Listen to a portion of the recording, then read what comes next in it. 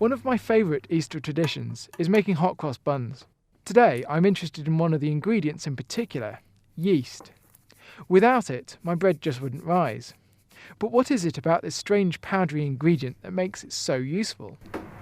I took my freshly baked hot cross buns to Leah Chappell, a molecular biologist at the Sanger Institute in South Cambridgeshire, to find out.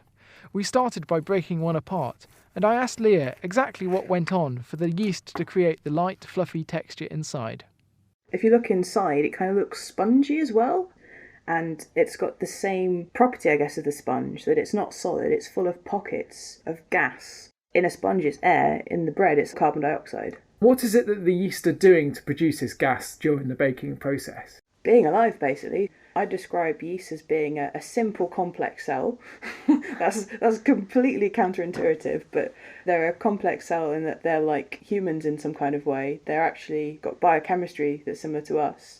They're taking their energy source, which in this case is sugars, and they're effectively breathing and giving off gas, in this case carbon dioxide. So they're just doing their usual business. It just happens to be in a useful place for us in bread.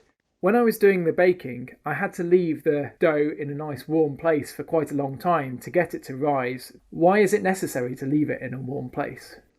Chemistry, the same reason that a lot of things happen faster when you heat them. Stuff happens very slowly at low temperatures, will happen faster at warmer temperatures, up until the point where you kill and cook the yeast, of course. But once it's dead, it can't do any more chemistry.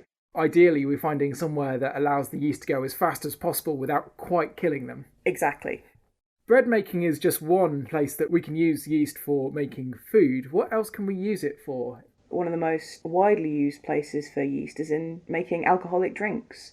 This is something people discovered across the world in different ways thousands of years ago.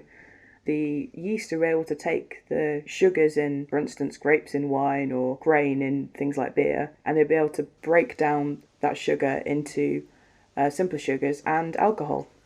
Yeast has also been really helpful for us in DNA sequencing, I believe. Yeast was one of the first organisms to have its complete genome sequenced. And by genome sequenced, I mean that we could read the DNA and write down all the letters. There are about 12 million in yeast, which is a lot smaller than something like the human genome. You could almost take down the DNA sequence and, if you had the right technology, know how to reconstruct yeast.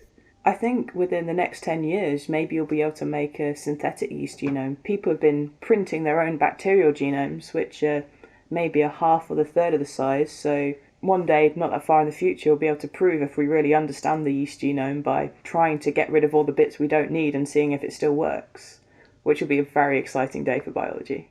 The understanding we get, we can use to improve biotechnology. We'll be able to make the yeast do things that it currently can't do, which are really useful for technology. For instance, we can make super yeast that will be able to degrade waste products like cellulose and turn it into something useful like a fuel.